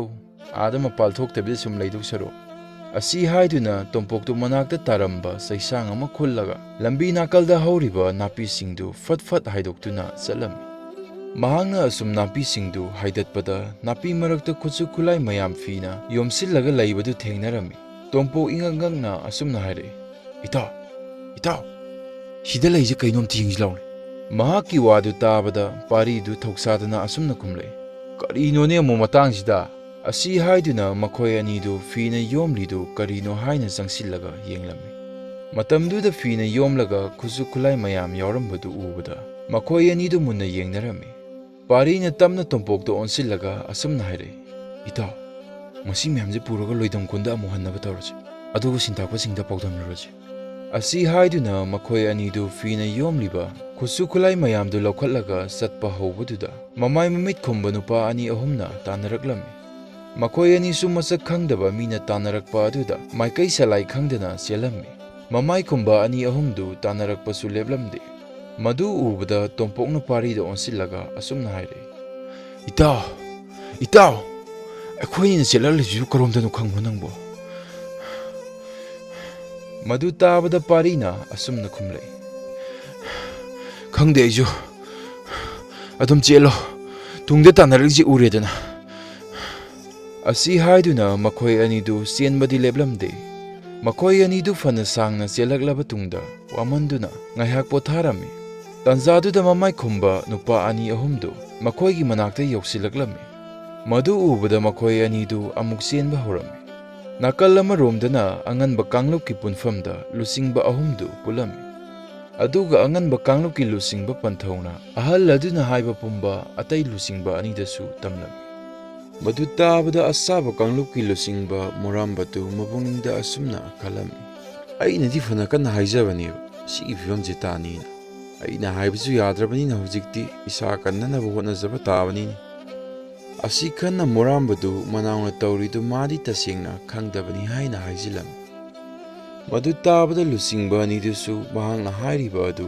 ꯑꯁꯦꯡꯕ ꯑꯣꯏꯔꯕꯣꯏ ꯈꯜꯂꯝꯃꯤ꯫ ꯂꯨꯆꯤꯡꯕ ꯑꯍꯨꯝꯗꯨ ꯃꯇꯧ ꯀꯔꯝꯅ ꯅꯣꯡꯗ꯭ꯔꯦꯟ ꯑꯃꯗꯤ ꯃꯍꯥꯛꯀꯤ ꯑꯔꯣꯟꯕ ꯂꯥꯟꯃꯤꯁꯤꯡꯗꯨ ꯐꯥꯁꯤꯒꯦ ꯍꯥꯏꯅ ꯀꯨꯞꯅ ꯈꯟꯅꯔꯝꯃꯤ꯫ ꯃꯈꯣꯏ ꯑꯍꯨꯝꯗꯨ ꯋꯥ ꯈꯟꯅꯕ ꯌꯥꯕ ꯈꯟꯅꯔꯕ ꯃꯇꯨꯡꯗ ꯅꯣꯡꯗ꯭ꯔꯦꯟ ꯑꯃꯁꯨꯡ ꯃꯍꯥꯛꯀꯤ ꯂꯥꯟꯃꯤꯁꯤꯡꯗꯨ ꯐꯥꯅꯅꯕ ꯂꯥꯂꯣꯡ ꯑꯃ ꯁꯤꯜꯂꯝꯃꯤ꯫ ꯑꯁꯥꯕ ꯀꯥꯡꯂꯨꯞꯀꯤ ꯂꯨꯆꯤꯡꯕ ꯃꯣꯔꯥꯝꯕꯗꯨ ꯃꯊꯋꯥꯏ ꯋꯥꯅ ꯃꯌꯨꯝꯗ ꯄ꯭ꯔꯞ ꯄ꯭ꯔꯞ ꯍꯟꯈꯤꯔꯝꯃꯤ꯫ ꯃꯣꯔꯥꯝꯕ ꯃꯌꯨꯝ ꯍꯦꯛ ꯌꯧꯕꯒ ꯃꯅꯥꯏ ꯑꯆꯥꯟꯕ ꯑꯗꯨ ꯌꯥꯝ ꯊꯨꯅ ꯀꯧꯁꯤꯜꯂꯝꯃꯤ꯫ ꯑꯗꯨꯒ ꯃꯅꯥꯏ ꯑꯆꯥꯟꯕ ꯑꯗꯨꯁꯨ ꯇꯍꯥ ꯇꯍꯥ ꯆꯪꯁꯤꯜꯂꯛꯂꯒ ꯈꯨꯔꯨꯞ ꯈꯨꯗꯛ ꯀꯨꯜꯂꯒ ꯈꯨꯔꯨꯝꯂꯝꯃꯤ꯫ ꯑꯗꯨꯒ ꯑꯁꯨꯝꯅ ꯍꯥꯏꯔꯛꯏ, ꯂꯨꯆꯤꯡꯕ, ꯅꯅꯥꯏ ꯑꯩꯍꯥꯛꯄꯨ ꯀꯔꯤ ꯇꯧꯖꯧ ꯍꯥꯏꯕꯅꯣ? ꯃꯗꯨ ꯇꯥꯕꯗ ꯃꯣꯔꯥꯝꯕꯗꯨ ꯆꯥꯎꯅ ꯑꯁꯨꯝꯅ ꯍꯥꯏꯔꯛꯏ, ꯍꯥꯏ ꯅꯣꯡꯗ꯭ꯔꯦꯟꯗꯨ ꯍꯧꯖꯤꯛ ꯐꯥꯎꯕ ꯊꯤꯕ ꯐꯪꯗ꯭ꯔꯤꯕꯔꯥ? ꯃꯗꯨ ꯇꯥꯕꯗ ꯃꯅꯥꯏ ꯑꯆꯥꯟꯕ ꯑꯗꯨꯅꯁꯨ ꯐꯪꯗ꯭ꯔꯤ ꯍꯥꯏꯅ ꯈꯨꯝꯂꯛꯂꯝꯃꯤ꯫ ꯃꯗꯨ ꯇꯥꯕꯗ ꯃꯣꯔꯥꯝꯕ ꯑꯗꯨ ꯍꯦꯟꯅ ꯁꯥꯎꯔꯝꯃꯤ꯫ ꯎꯄꯥꯏ ꯂꯩꯇ ꯀꯥ ꯑꯗꯨꯗ ꯍꯪꯀꯠ ꯍꯟꯗꯥ ꯀꯣꯏꯆꯠ ꯆꯠꯇꯨꯅ ꯂꯩꯔꯝꯃꯤ꯫ ꯅꯥꯀꯜ ꯑꯃꯔꯣꯝꯗꯅ ꯄꯥꯔꯤꯒ ꯇꯣꯝꯄꯣꯛꯀꯗꯨ ꯃꯥꯏꯀꯩ ꯈꯪꯗ ꯄꯪꯆꯦꯟꯗ ꯆꯦꯜꯂꯝꯃꯤ꯫ ꯃꯈꯣꯏꯒꯤ ꯇꯨꯡꯗ ꯇꯥꯟꯅꯔꯛꯄ ꯃꯃꯥꯏ ꯈꯨꯝꯕ ꯅꯨꯄꯥ ꯑꯅꯤ ꯑꯍꯨꯝꯗꯨꯁꯨ ꯃꯈꯣꯏ ꯑꯅꯤꯕꯨ ꯇꯥꯟꯅꯕ ꯐꯪꯗꯗꯨꯅ ꯂꯩꯍꯧꯔꯝꯃꯤ꯫ ꯃꯈꯣꯏ ꯑꯅꯤꯗꯨ ꯈꯔ ꯁꯥꯡꯅ ꯆꯦꯜꯂꯛꯂꯕ ꯇꯨꯡꯗ ꯋꯥꯃꯟꯗꯨꯅ ꯑꯃꯨꯛ ꯂꯦꯞꯂꯝꯃꯤ꯫ ꯇꯣꯝꯄꯣꯛꯇꯨ ꯁꯣꯔ ꯁꯥꯡꯅ ꯍꯣꯜꯂꯒ ꯑꯁꯨꯝꯅ ꯍꯥꯏꯔꯛꯏ, ꯑꯩꯈꯣꯏ ꯑꯅꯤꯒꯤ ꯇꯨꯡꯗ ꯇꯥꯟꯅꯔꯛꯄ ꯃꯈꯣꯏ ꯑꯅꯤ ꯑꯍꯨꯝꯗꯨꯗꯤ ꯂꯩꯍꯧꯔ ꯃꯥꯜꯂꯦ꯫ ꯑꯁꯤ ꯍꯥꯏꯗꯨꯅ ꯃꯃꯥꯏꯗꯨ ꯃꯅꯤꯡꯂꯣꯝꯗ ꯍꯟꯗꯨꯅ ꯌꯦꯡꯂꯝꯃꯤ꯫ ꯃꯇꯝꯗꯨꯗ ꯀꯣꯏꯂꯩ ꯂꯩꯗꯨꯅ ꯌꯦꯡꯂꯛꯄ ꯃꯇꯝꯗꯗꯤ ꯃꯈꯣꯏꯅ ꯊꯨꯡꯂꯤꯔꯤꯕ ꯃꯐꯝ ꯑꯁꯤ ꯀꯗꯥꯏꯗꯅꯣ ꯍꯥꯏꯕ ꯈꯪꯂꯝꯗꯦ꯫ ꯇꯣꯝꯄꯣꯛ ꯃꯆꯥꯗꯨ ꯏꯄꯥ ꯄꯥꯈꯠꯇꯨꯅ ꯑꯁꯨꯝꯅ ꯑꯃꯨꯛ ꯍꯥꯏꯔꯛꯏ, ꯏꯇꯥꯎ, ꯅꯪ ꯃꯐꯝꯁꯦ ꯀꯩ ꯂꯝꯅꯣ ꯈꯪꯕ꯭ꯔꯥ? ꯃꯗꯨ ꯇꯥꯕꯗ ꯄꯥꯔꯤꯗꯨ ꯏꯁꯥꯎ ꯁꯥꯎꯅ ꯑꯁꯨꯝꯅ ꯈꯨꯝꯂꯛꯏ, ꯑꯩꯁꯨ ꯈꯪꯗꯦ, ꯑꯗꯣ ꯏꯕꯥꯅꯤꯅ ꯍꯧꯖꯤꯛ ꯇꯧꯗꯣꯏꯁꯤꯕꯨ ꯀꯔꯤꯅꯣ? ꯑꯁꯤ ꯍꯥꯏꯗꯨꯅ ꯄꯥꯔꯤꯗꯨ ꯂꯝꯕꯤ ꯅꯥꯀꯜꯗ ꯍꯧꯕ ꯅꯥꯄꯤ ꯃꯔꯛ ꯑꯗꯨꯗ ꯈꯤꯠ ꯂꯥꯎꯅ ꯐꯝꯊꯔꯝꯃꯤ꯫ ꯑꯁꯣꯝꯗꯅ ꯑꯉꯟꯕ ꯀꯥꯡꯂꯨꯞꯀꯤ ꯂꯨꯆꯤꯡꯕ ꯄꯥꯊꯧꯅ ꯀꯥꯡꯂꯨꯞ ꯑꯍꯨꯝꯃꯛꯀꯤ ꯂꯥꯟꯃꯤ ꯀꯧꯊꯣꯛꯇꯨꯅ ꯅꯣꯡꯗ꯭ꯔꯦꯟ ꯑꯃꯗꯤ ꯃꯥꯒꯤ ꯑꯔꯣꯟꯕ ꯂꯥꯟꯃꯤ ꯃꯌꯥꯝꯗꯨ ꯐꯥꯒꯠꯅꯕ ꯍꯥꯏꯔꯝꯃꯤ꯫ ꯃꯗꯨ ꯇꯥꯕꯗ ꯂꯥꯟꯃꯤ ꯃꯌꯥꯝꯗꯨꯁꯨ ꯅꯣꯡꯗ꯭ꯔꯦꯟ ꯑꯃꯗꯤ ꯃꯥꯒꯤ ꯑꯔꯣꯟꯕ ꯂꯥꯟꯃꯤ ꯃꯌꯥꯝꯗꯨ ꯐꯥꯕ ꯆꯠꯈꯤꯔꯝꯃꯤ꯫ ꯅꯥꯀꯜ ꯑꯃꯔꯣꯝꯗꯅ ꯄꯥꯔꯤꯒ ꯇꯣꯝꯄꯣꯛꯀꯗꯨ ꯃꯇꯝꯅꯒ ꯑꯁꯨꯝ ꯊꯦꯡꯖꯤꯜꯂꯛꯄ ꯑꯗꯨꯗ ꯃꯈꯣꯏ ꯑꯅꯤꯅ ꯂꯩꯔꯤꯕ ꯃꯐꯝ ꯑꯗꯨꯗ ꯑꯍꯤꯡ ꯂꯦꯛꯄ ꯇꯥꯔꯝꯃꯤ꯫ ꯄꯥꯔꯤ ꯂꯝꯍꯥꯡ ꯑꯗꯨꯗ ꯑꯍꯤꯡ ꯂꯦꯛꯅꯤ ꯈꯟꯕꯗ ꯃꯁꯥꯗꯨ ꯁꯥꯕꯨꯡ ꯁꯥꯕꯨꯡ लाउꯔꯝꯃꯤ꯫ ꯑꯗꯨꯅ ꯇꯣꯝꯄꯣꯛꯇ ꯑꯣꯟꯁꯤꯜꯂꯒ ꯁꯥꯎꯅ ꯑꯁꯨꯝꯅ ꯍꯥꯏꯔꯛꯏ, ꯅꯪꯅ ꯅꯈꯨꯠ ꯅꯁꯥ ꯌꯥꯎꯗꯕꯤ ꯇꯨꯃꯤꯟꯅ ꯆꯠꯂꯝꯂꯗꯤ ꯑꯁꯤꯗ ꯑꯍꯤꯡ ꯂꯦꯛꯂꯤꯁꯤ ꯂꯦꯛꯂꯝꯂꯣꯏꯗ꯫ ꯃꯍꯥꯛꯀꯤ ꯋꯥꯗꯨ ꯇꯥꯕꯗ ꯇꯣꯝꯄꯣꯛꯇꯨ ꯅꯣꯛꯈꯤ ꯅꯣꯛꯈꯤ ꯇꯧꯗꯨꯅ ꯑꯁꯨꯝꯅ ꯈꯨꯝꯂꯛꯏ, ꯀꯅꯥꯅ ꯈꯪꯕ ꯑꯩꯈꯣꯏꯅ ꯄꯨꯔꯛꯂꯤꯕ ꯈꯨꯠꯁꯨ ꯈꯨꯠꯂꯥꯏ ꯃꯌꯥꯝꯁꯤ ꯑꯔꯥꯟꯕ ꯊꯕꯛ ꯊꯧꯔꯝ ꯇꯧꯕꯗ ꯁꯤꯖꯤꯟꯅꯕ ꯑꯣꯏꯔꯝꯂꯗꯤ ꯑꯩꯅ ꯈꯨꯠ ꯁꯥ ꯌꯥꯎꯗꯅ ꯈꯪꯗꯣꯛꯂꯤꯁꯤ ꯐꯗ꯭ꯔꯣꯅꯦ? ꯑꯁꯤ ꯍꯥꯏꯗꯨꯅ ꯇꯣꯝꯄꯣꯛꯇꯨ ꯑꯅꯛꯄꯗ ꯇꯥꯕ ꯁꯤꯡꯇꯦꯛ ꯁꯤꯡꯇꯥꯛ ꯈꯨꯜꯂꯝꯃꯤ꯫ ꯑꯗꯨꯒ ꯂꯝꯍꯥꯡ ꯑꯗꯨꯗ ꯃꯩ ꯍꯧꯒꯠꯅꯕ ꯍꯣꯠꯅꯔꯝꯃꯤ꯫ ꯃꯗꯨ ꯎꯕꯗ ꯄꯥꯔꯤꯅ ꯀꯔꯤ ꯇꯧꯒꯦ ꯍꯥꯏꯔꯤꯅꯣ ꯍꯥꯏꯅ ꯍꯪꯂꯝꯃꯤ꯫ ꯃꯗꯨ ꯇꯥꯕꯗ ꯇꯣꯝꯄꯣꯛꯅ ꯃꯩꯖꯥꯎ ꯍꯧꯒꯦ ꯍꯥꯏꯅ ꯈꯨꯝꯂꯝꯃꯤ꯫ ꯑꯁꯨꯝ ꯇꯧꯅ ꯂꯝꯍꯥꯡ ꯑꯗꯨꯗ ꯃꯩꯖꯥꯎ ꯍꯧꯔꯒ ꯃꯈꯣꯏ ꯑꯅꯤꯗꯨ ꯑꯍꯤꯡ ꯂꯦꯜꯂꯝꯃꯤ꯫ ꯅꯥꯀꯜ ꯑꯃꯔꯣꯝꯗꯅ ꯂꯧꯁꯥꯡ ꯑꯃꯗ ꯅꯣꯡꯗ꯭ꯔꯦꯟꯗꯨ ꯆꯥꯎꯅ ꯃꯅꯥꯏ ꯈꯔꯗ ꯃꯈꯣꯏꯒꯤ ꯈꯨꯠꯁꯨ ꯈꯨꯠꯂꯥꯏ ꯃꯌꯥꯝꯗꯨ ꯃꯤꯅ ꯄꯨꯍꯟꯈꯤꯕꯒꯤ ꯆꯩꯔꯝꯃꯤ꯫ ꯅꯣꯡꯗ꯭ꯔꯦꯟꯗꯨ ꯃꯆꯥ ꯐꯥꯊꯕ ꯉꯝꯗ ꯆꯥꯎꯅ ꯃꯅꯥꯏ ꯃꯆꯤꯟ ꯃꯌꯥꯝ ꯑꯗꯨꯗ ꯑꯣꯟꯁꯤꯜꯂꯒ ꯑꯁꯨꯝꯅ ꯍꯥꯏꯔꯛꯏ, ꯅꯈꯣꯏꯕꯨ ꯃꯗꯨ ꯐꯪꯅꯕ ꯇꯧꯕ ꯌꯥꯗ꯭ꯔꯣ? ꯈꯨꯠꯁꯨ ꯈꯨꯠꯂꯥꯏ ꯃꯌꯥꯝꯗꯨ ꯌꯥꯎꯗ꯭ꯔꯕꯗꯤ ꯀꯔꯝꯅ ꯊꯕꯛ ꯃꯌꯥꯝꯁꯤ ꯄꯥꯡꯊꯣꯛꯀꯗꯧꯔꯤꯕꯅꯣꯕ? ꯑꯁꯤ ꯍꯥꯏꯗꯨꯅ ꯃꯅꯥꯏ ꯃꯆꯤꯟ ꯃꯌꯥꯝꯗꯨ ꯇꯥꯅ ꯇꯥꯅ ꯀꯥꯎ ꯊꯤꯟꯕ ꯇꯧꯔꯝꯃꯤ꯫ ꯃꯅꯥꯏ ꯃꯆꯤꯟ ꯃꯌꯥꯝꯗꯨꯁꯨ ꯂꯥꯟꯖꯔꯦ ꯍꯥꯏꯅ ꯀꯣꯏꯆꯦꯟ ꯆꯦꯟꯗꯨꯅ ꯈꯥꯡꯂꯝꯃꯤ꯫ ꯃꯊꯪꯒꯤ ꯑꯌꯨꯛꯇ ꯄꯥꯔꯤ ꯃꯤꯀꯞ ꯊꯣꯛꯂꯛꯄꯗ ꯇꯣꯝꯄꯣꯛꯇꯨ ꯂꯩꯕ ꯎꯔꯝꯗꯦ꯫ ꯃꯗꯨ ꯎꯕꯗ ꯄꯥꯔꯤꯗꯨ ꯄꯥꯈꯠꯇꯨꯅ ꯃꯆꯤꯟꯗ ꯑꯁꯨꯝꯅ ꯁꯣꯟꯖꯩ, ꯃꯗꯨꯒꯤ ꯆꯤꯡꯈꯥꯡꯖꯩꯗꯨꯅ ꯑꯃꯨꯛ ꯀꯗꯥꯏ ꯆꯠꯈ꯭ꯔꯕꯅꯣꯅꯦ? ꯑꯁꯤ ꯍꯥꯏꯗꯨꯅ ꯄꯥꯔꯤ ꯇꯣꯝꯄꯣꯛꯄꯨ ꯊꯤꯕ ꯍꯧꯔꯛꯂꯝꯃꯤ꯫ ꯄꯥꯔꯤ ꯂꯝꯍꯥꯡ ꯑꯗꯨꯗ ꯀꯣꯏꯆꯠ ꯆꯠꯇꯨꯅ ꯇꯣꯝꯄꯣꯛꯇꯨ ꯀꯔꯣꯝꯗ ꯆꯠꯈ꯭ꯔꯒꯦ ꯍꯥꯏꯅ ꯊꯤꯔꯝꯃꯤ꯫ ꯅꯥꯀꯜ ꯑꯃꯔꯣꯝꯗꯅ ꯇꯣꯝꯄꯣꯛꯇꯨ ꯃꯈꯣꯏꯅ ꯇꯨꯝꯂꯤꯕ ꯑꯗꯨꯗꯒꯤ ꯈꯔ ꯆꯠꯊꯣꯛꯂꯒ ꯂꯩꯕ ꯇꯨꯔꯦꯜ ꯃꯆꯥ ꯑꯗꯨꯗ ꯃꯆꯤꯟ ꯃꯌꯥ ꯇꯦꯡꯊꯣꯛꯂꯝꯃꯤ꯫ ꯄꯥꯔꯤꯁꯨ ꯑꯁꯨꯝ ꯂꯥꯛꯄꯗ ꯇꯣꯝꯄꯣꯛꯅ ꯃꯆꯤꯟ ꯃꯌꯥ ꯇꯦꯡꯊꯣꯛꯂꯒ ꯂꯩꯕ ꯑꯗꯨ ꯊꯦꯡꯅꯔꯝꯃꯤ꯫ ꯃꯗꯨ ꯎꯕꯗ ꯄꯥꯔꯤꯗꯨ ꯁꯥꯎꯅ ꯑꯁꯨꯝꯅ ꯍꯥꯏꯔꯦ, "ꯍꯧꯒꯠꯂꯗꯤ ꯍꯧꯗꯣꯛꯑꯝꯕ ꯌꯥꯗ꯭ꯔꯣ?" ꯑꯁꯤ ꯍꯥꯏꯔꯒ ꯃꯥꯁꯨ ꯃꯆꯤꯟ ꯃꯌꯥ ꯇꯦꯡꯊꯣꯛꯂꯝꯃꯤ꯫ ꯃꯈꯣꯏ ꯑꯅꯤꯗꯨ ꯃꯆꯤꯟ ꯃꯌꯥ ꯇꯦꯡꯕ ꯂꯣꯏꯔꯒ ꯃꯃꯥꯏ ꯃꯃꯤꯠ ꯑꯃꯨꯛ ꯇꯥꯊꯣꯛꯂꯝꯃꯤ꯫ ꯑꯗꯨ ꯂꯣꯏꯔꯒ ꯐꯤꯅ ꯌꯣꯝꯂꯤꯕ ꯈꯨꯠꯁꯨ ꯈꯨꯠꯂꯥꯏ ꯃꯌꯥꯝꯗꯨ ꯄꯨꯔꯒ ꯂꯣꯏꯗꯝ ꯈꯨꯟ ꯇꯥꯕ ꯂꯝꯕꯤ ꯊꯤꯗꯨꯅ ꯈꯨꯜ ꯌꯧꯅꯕ ꯆꯠꯁꯤ ꯍꯥꯏꯅꯔꯝꯃꯤ꯫ ꯑꯁꯨꯝ ꯇꯧꯅ ꯃꯈꯣꯏ ꯑꯅꯤꯅ ꯑꯁꯨꯝ ꯂꯥꯛꯄꯗ ꯃꯈꯣꯏ ꯑꯅꯤꯒꯤ ꯂꯝꯕꯤꯗ ꯃꯃꯥꯏ ꯃꯃꯤꯠ ꯈꯨꯝꯕ ꯅꯨꯄꯥꯁꯤꯡꯗꯨ ꯑꯃꯨꯛ ꯊꯦꯡꯅꯔꯝꯃꯤ꯫ ꯃꯈꯣꯏꯁꯤꯡꯗꯨ ꯎꯕꯗ ꯇꯣꯝꯄꯣꯛꯇꯨ ꯃꯆꯤꯟꯗ ꯑꯁꯨꯝꯅ ꯁꯣꯟꯖꯩ, "ꯃꯈꯣꯏꯁꯤꯡꯁꯤ ꯑꯃꯨꯛ ꯂꯩꯔꯝꯂꯦꯅꯦ"꯫ ꯑꯁꯤ ꯍꯥꯏꯔꯒ ꯃꯈꯣꯏ ꯑꯅꯤꯗꯨ ꯍꯥꯏꯐꯦꯠ ꯌꯦꯡꯅꯔꯒ ꯆꯦꯟꯕ ꯍꯧꯔꯝꯃꯤ꯫ ꯃꯃꯥꯏ ꯃꯃꯤꯠ ꯈꯨꯝꯕꯁꯤꯡꯗꯨ ꯃꯈꯣꯏ ꯑꯅꯤꯒꯤ ꯇꯨꯡꯗ ꯇꯥꯟꯅꯔꯛꯂꯝꯃꯤ꯫ ꯃꯈꯣꯏ ꯑꯅꯤꯁꯨ ꯂꯩꯖꯕꯤ ꯊꯥꯗꯨꯅ ꯆꯦꯜꯂꯝꯃꯤ꯫ ꯑꯗꯨꯕꯨ ꯅꯨꯃꯤꯗꯥꯡꯁꯨ ꯃꯌꯥꯗ ꯀꯔꯤꯁꯨ ꯇꯥꯗꯕ ꯑꯣꯏꯕꯅ ꯃꯄꯥꯡꯒꯜ ꯏꯌꯥꯎ ꯌꯥꯎꯔꯝꯗꯦ꯫ ꯑꯗꯨꯅ ꯃꯈꯣꯏ ꯑꯅꯤꯅ ꯆꯦꯜꯂꯤꯗꯨ ꯃꯉꯝ ꯏꯁꯥꯟ ꯁꯥꯜꯂꯝꯗꯦ꯫ ꯑꯗꯨꯅ ꯃꯔꯝ ꯑꯣꯏꯔꯒ ꯃꯈꯣꯏ ꯑꯅꯤꯒꯤ ꯇꯨꯡꯗ ꯇꯥꯟꯅꯔꯛꯂꯤꯕ ꯃꯃꯥꯏ ꯃꯃꯤꯠ ꯈꯨꯝꯕ ꯅꯨꯄꯥꯁꯤꯡ ꯑꯗꯨꯒꯤ ꯃꯔꯛꯇꯒꯤ ꯑꯃꯅ ꯑꯁꯨꯝꯅ ꯍꯥꯏꯔꯛꯏ, "ꯆꯦꯟꯈꯣꯗꯅ, ꯍꯧꯖꯤꯛꯇꯤ ꯅꯈꯣꯏ ꯑꯅꯤꯒꯤ ꯆꯦꯟꯐꯝ ꯂꯩꯔꯔꯣꯏꯅꯦ꯫ ꯅꯈꯣꯏ ꯑꯅꯤꯒꯤ ꯂꯝꯕꯤ ꯈꯨꯗꯤꯡꯃꯛ ꯑꯩꯈꯣꯏꯅ ꯂꯣꯏꯅ ꯊꯠꯆꯤꯜꯂꯗꯧꯕꯅꯤ"꯫ ꯑꯁꯤ ꯍꯥꯏꯗꯨꯅ ꯃꯈꯣꯏ ꯃꯌꯥꯝꯅ ꯃꯈꯣꯏ ꯑꯅꯤꯗ ꯅꯣꯛꯁꯤꯜꯂꯝꯃꯤ꯫ ꯑꯗꯨꯕꯨ ꯇꯥꯟꯖꯥ ꯑꯗꯨꯗ ꯀꯥꯡꯂꯨꯞ ꯑꯍꯨꯝꯒꯤ ꯑꯄꯨꯟꯕ ꯂꯥꯟꯃꯤ ꯀꯥꯡꯂꯨꯞ ꯑꯃ ꯂꯥꯛꯂꯒ ꯃꯃꯥꯏ ꯃꯃꯤꯠ ꯈꯨꯝꯕ ꯃꯌꯥꯝ ꯑꯗꯨꯕꯨ ꯐꯥꯔꯝꯃꯤ꯫ ꯀꯥꯡꯂꯨꯞ ꯑꯍꯨꯝꯒꯤ ꯑꯄꯨꯟꯕ ꯂꯥꯟꯃꯤ ꯀꯥꯡꯂꯨꯞ ꯑꯗꯨꯒꯤ ꯂꯨꯆꯤꯡꯕ ꯑꯗꯨꯅ ꯄꯥꯔꯤ ꯑꯃꯗꯤ ꯇꯣꯝꯄꯣꯛꯇ ꯑꯣꯟꯁꯤꯜꯂꯒ ꯑꯁꯨꯝꯅ ꯍꯥꯏꯔꯛꯏ, "ꯅꯈꯣꯏ ꯑꯅꯤꯗꯤ ꯀꯅꯥ ꯀꯅꯥꯅꯣ? ꯃꯈꯣꯏꯒ ꯀꯔꯤ ꯀꯔꯤ ꯃꯔꯤ ꯂꯩꯅꯩ?" ꯍꯥꯏꯔꯛꯂꯤꯕ ꯋꯥꯗꯨ ꯇꯥꯕꯗ ꯄꯥꯔꯤꯅ ꯃꯈꯣꯏ ꯑꯅꯤꯒꯤ ꯃꯁꯛ ꯇꯥꯛꯂꯝꯃꯤ ꯑꯃꯗꯤ ꯃꯃꯥꯡꯒꯤ ꯅꯨꯃꯤꯗꯥꯡꯒꯤ ꯃꯇꯝꯗ ꯊꯣꯛꯈꯤꯕ ꯊꯧꯗꯣꯛ ꯄꯨꯝꯕ ꯑꯃꯠꯇ ꯆꯤꯊꯗꯅ ꯇꯝꯂꯝꯃꯤ꯫ ꯃꯗꯨ ꯇꯥꯕꯗ ꯂꯨꯆꯤꯡꯕ ꯑꯗꯨꯅ ꯃꯈꯣꯏ ꯑꯅꯤꯁꯨ ꯃꯈꯣꯏꯒ ꯄꯨꯟꯅ ꯍꯟꯈ꯭ꯔꯁꯤ ꯍꯥꯏꯗꯨꯅ ꯃꯈꯣꯏꯒ ꯄꯨꯟꯅ ꯍꯟꯃꯤꯟꯅꯔꯝꯃꯤ꯫ ꯀꯥꯡꯂꯨꯞ ꯑꯍꯨꯝꯒꯤ ꯂꯨꯆꯤꯡ ꯑꯍꯨꯝꯒꯤ ꯃꯃꯥꯡꯗ ꯃꯈꯣꯏꯅ ꯐꯥꯔꯛꯄ ꯃꯃꯥꯏ ꯈꯨꯝꯕ ꯃꯌꯥꯝꯗꯨ ꯂꯦꯞꯍꯜꯂꯝꯃꯤ꯫ ꯃꯇꯝꯗꯨꯗ ꯑꯉꯟꯕ ꯀꯥꯡꯂꯨꯞꯀꯤ ꯂꯨꯆꯤꯡꯕ ꯄꯟꯊꯧꯅ ꯃꯃꯥꯏ ꯃꯃꯤꯠ ꯈꯨꯝꯕ ꯃꯌꯥꯝꯗꯨꯗ ꯃꯈꯣꯏꯒꯤ ꯂꯨꯆꯤꯡꯕ ꯅꯣꯡꯗ꯭ꯔꯦꯡꯒꯤ ꯂꯩꯐꯝ ꯍꯪꯂꯝꯃꯤ꯫ ꯑꯍꯥꯟꯕꯗꯗꯤ ꯃꯈꯣꯏ ꯃꯌꯥꯝꯗꯨ ꯄꯥꯛ ꯍꯥꯏꯌꯨ ꯌꯥꯔꯝꯗꯦ꯫ ꯑꯗꯨꯕꯨ ꯃꯈꯣꯏ ꯃꯈꯣꯏꯒꯤ ꯏꯃꯨꯡꯗ ꯑꯋꯥꯕ ꯄꯤꯒꯅꯤ ꯍꯥꯏꯕꯗꯒꯤ ꯀꯤꯗꯨꯅ ꯃꯈꯣꯏ ꯃꯌꯥꯝ ꯃꯔꯛꯇꯒꯤ ꯑꯃꯅ ꯅꯣꯡꯗ꯭ꯔꯦꯡꯒꯤ ꯂꯩꯐꯝ ꯍꯥꯏꯗꯣꯔꯛꯂꯝꯃꯤ꯫ ꯑꯁꯨꯝ ꯇꯧꯅ ꯂꯥꯟꯃꯤ ꯃꯌꯥꯝꯗꯨ ꯅꯣꯡꯗ꯭ꯔꯦꯡꯒꯤ ꯂꯩꯐꯝ ꯈꯪꯂꯕ ꯃꯇꯨꯡꯗ ꯅꯣꯡꯗ꯭ꯔꯦꯟ ꯐꯥꯈꯤꯔꯝꯃꯤ ꯑꯗꯨꯒ ꯃꯤ ꯇꯥꯗꯕ ꯂꯝ ꯑꯃꯗ ꯂꯣꯏ ꯊꯥꯈꯤꯔꯝꯃꯤ꯫ ꯅꯨꯃꯤꯠ ꯑꯗꯨꯗꯒꯤ ꯍꯧꯅ ꯂꯩꯕꯥꯛ ꯑꯗꯨꯕꯨ ꯑꯃꯨꯛ ꯍꯟꯅ ꯃꯔꯥ ꯇꯞꯅ ꯅꯨꯡꯉꯥꯏ ꯌꯥꯏꯐꯅ ꯄꯥꯟꯕ ꯉꯝꯈꯤꯔꯝꯃꯤ꯫